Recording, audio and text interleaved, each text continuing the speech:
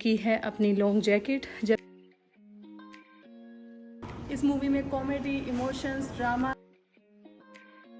Slave रखा जाता है, उनके साथ डोमेस्टिक वायलेंस किया जाता है कि जो है वो सुसाइड कर लेती है।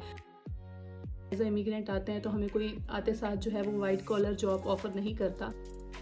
इसके मैं देख रही थी कि सभी तकरीबन सेंटी हो रहे थे, सभी पॉजिटिविटी आती है आपकी लाइफ।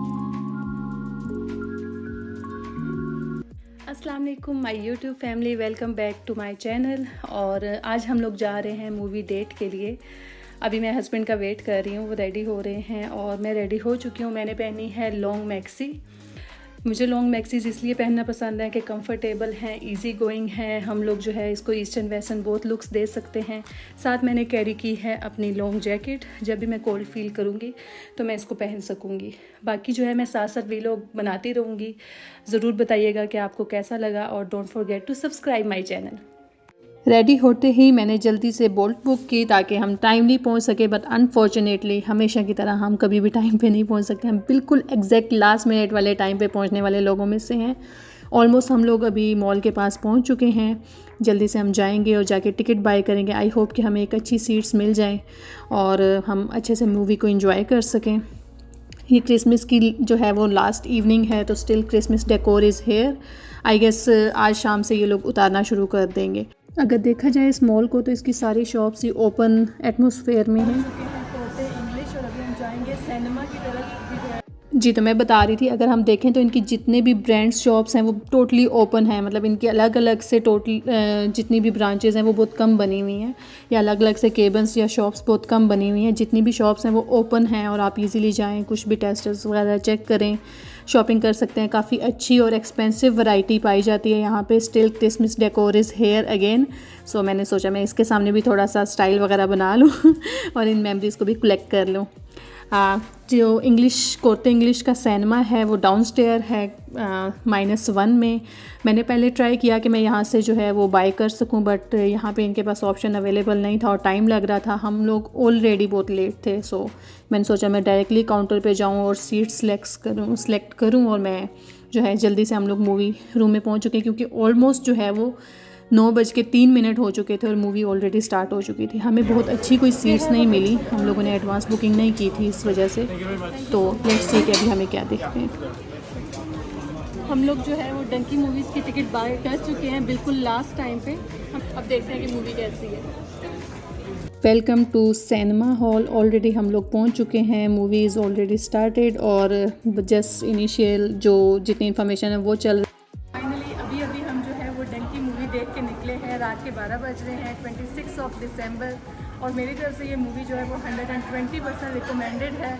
इस मूवी में बेसिकली जो है वो डंकी, जो कि मोस्ट ऑफ द टाइम जो है इमिग्रेंट्स इलीगल वे यूज़ करते हैं, उसको दिखाया गया है। इस मूवी में कॉमेडी, इमोशंस, ड्रामा सब कुछ ऑल इन वन है और मैं रिकमेंड करूँगी ज़रूर आएँ देखें। कोर्टे इंग्लिश का जो सिनेमा है यहाँ पे 9 यूरो टिकट है इसका, और डेली जो है वो आजकल जो है वो 9 o'clock इसका एक शो चल रहा है। हाउसफुल था, हम एक्सपेक्ट नहीं कर रहे थे कि हाउसफुल होगा और must be to watch. Thank you so much. Movie में इतने ज़्यादा इमोशनल और सैड होने के बाद हम चल दिए जी अपने घर की तरफ। ऑलमोस्ट जो है यहाँ पे क्लोजिंग टाइम चल रहा है। 12 बजे के बाद ऑल मॉल्स में जो है वो क्लीनिंग एंड क्लोजिंग टाइम चल रहा होता है और सिर्फ सिनेमा वाले लोग ही वहाँ पे घूमते हुए नज़र आ रहे होते हैं। हम यहाँ पे वेट कर रहे थे यूरोबिक के सामने अपनी टैक्सी का, तो मैंने सोचा कि इसकी लाइट्स को भी कैप्चर कर ली जाए।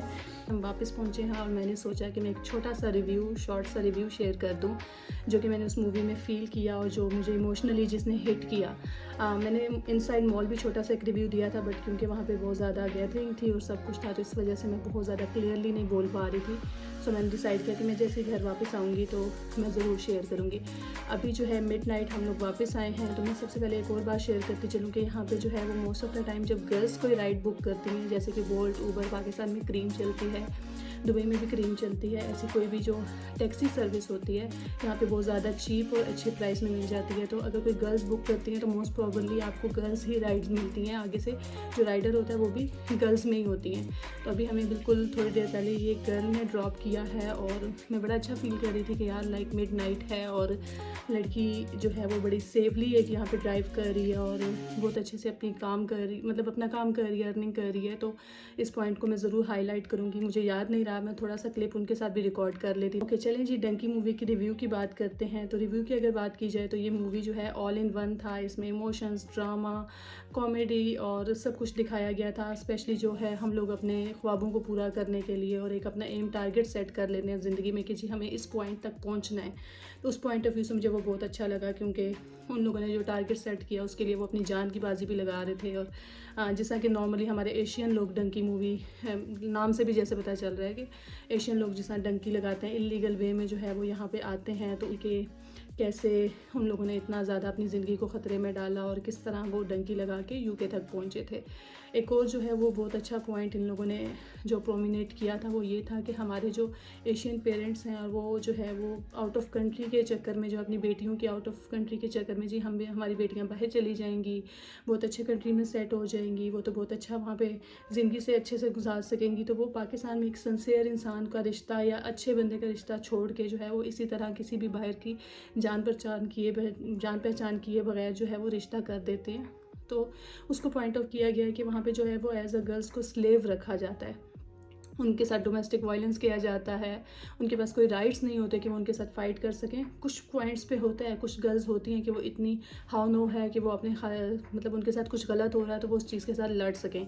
बट हर घर में ऐसा नहीं सिखाया जाता और हर लड़की इतनी कॉन्फिडेंट भी नहीं होती कि वो इस तरह की जो है वो सख्त बातों के साथ जो है वो अपना रद्द-ए-अमल दे सके, या इस तरह का कोई उसके साथ हार्ड टाइम आ जाए तो वो उसको फेस कर सके। तो इसमें इसी तरह एक स्टोरी बताई गई है कि इस तरह एक लड़की जो है वो सुसाइड कर लेती है क्योंकि उसके वहाँ पे जो है वो बहुत जुल्म किया जा रहा होता है, उसको मारपीट की जा रही होती है और उससे एक बहुत सिंसियर लवर जो होता है वो उसके लिए इंडिया में मर रहा होता है। जब वो उसकी मरने की खबर सुनता है तो लिटरली लाइक वो भी अपने आप को आग लगा के सुसाइड कर लेता है।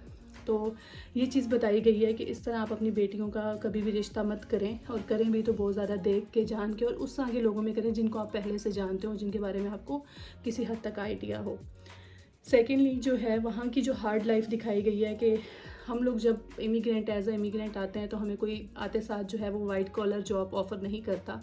डजंट मीन कि हम एजुकेटेड नहीं हैं या हमें इनके मुताबिक एजुकेशन लेनी है। हम बेशक अपने मुल्क से हाईली क्वालिफाइड भी आते हैं तो फिर भी हम लोगों को जो है वो जॉब्स मिलती हैं जो इनके अपने नेशनल्स नहीं करना चाह रहे होते, वो जॉब्स मिलती हैं। और हम क्यों वो जॉब्स करते हैं, एक हमें ये होता है कि चलो जी हम नेशनल हो जाएंगे, हमें डॉक्यूमेंट्स मिल जाएंगे, और सेकेंडली हम इसलिए भी वो जॉब्स करते हैं कि उनके जो पैसे होते हैं वो हमारी नेशनल जो है वो अपनी कंट्री में कन्वर्ट मनी जो होती है वो बहुत अच्छी बन जाती है और हम कहते हैं यार बहुत अच्छी अर्निंग हो रही है। तो इस पॉइंट ऑफ व्यू को भी लेके उसको काफ़ी हाईलाइट किया गया है और बताया गया है। और एक जो है वहाँ पे कन्वर्सेशन होती है किंग खान की, तो उसमें वो बताया गया है कि हम लोग जो है आपके मुल्क में आके आपकी जॉब्स नहीं लेते, हम वो जॉब्स लेते हैं जो आप लोग करना पसंद नहीं करते। तो इस तरह की कुछ चीज़ें थी। और ऑल इन वन इस मूवी को मैंने क्यों कहा है क्योंकि उसमें बहुत ज़्यादा इमोशंस थे। लिटरली कुछ टाइम पे ऐसे था कि कॉमेडी इतनी अच्छी थी कि पूरा हॉल ही हंस रहा था और इन्जॉय कर रहा था, और वेरी नेक्स्ट कुछ टाइम बाद ऐसा आता था इमोशन सीन कि मैं देख रही थी कि सभी तकरीबन सेंटी हो रहे थे, सभी इमोशनल हो रहे थे, मैं खुद भी काफ़ी इमोशनल हो रही थी। तो इस तरह की चीज़ें देख के जो है वो कभी कभी इंसान की जो है इंटरनल फीलिंग्स जो होती हैं ना वो बहुत ज़्यादा हर्ट भी होती हैं। स्पेशली जो लोग बाहर हैं ना वो बहुत ज़्यादा फील करते हैं, अपनी होम सिकनेस उनको याद आती है। और जैसा वो सब कुछ करके अपनी ज़िंदगी का ख्वाब पूरा करके अपनी ज़िंदगी के 25 ईयर गोल्डन टाइम इस कंट्री को दे के, मतलब जहाँ भी वो रह रहे होते हैं, और फिर वो वापस अपनी कंट्री की तरफ जाते हैं और एट दी एंड वो फिनिश अपनी ज़िंदगी को वहीं पे करना पसंद करते हैं। तो वो चीज़ हम लोगों के लिए एक एज अ लेसन जो है वो शो की गई है। तो नेक्स्ट जब भी मैं कोई मूवी देखने जाऊँगी तो उसको भी इसी तरह रिव्यू करूँगी। Thank you so much. जाते जाते मैंने सोचा मैं आपको एक अच्छा सा बाय बोल दूँ। जाते जाते एक ही बात बोलूँगी, अपना ख्याल रखिएगा, अपने से जुड़े रिश्तों का ख्याल रखिएगा। और एक और बहुत अच्छी बात बोलूँगी कि हमेशा पॉजिटिव सोचिएगा, क्योंकि जितना पॉजिटिव सोचते हैं उतना ही आपकी लाइफ में जो है वो पॉजिटिव ही आता है, पॉजिटिविटी आती है आपकी लाइफ में। और मेरे चैनल को सब्सक्राइब कीजिएगा क्योंकि आपकी सपोर्ट जो है वो मुझे मोटिवेट करेगी और मैं मोटिवेट होंगी तो अच्छा से अच्छा कॉन्टेंट लेके आऊँगी। खुदा हाफिज़, मिलते हैं नेक्स्ट व्लॉग में।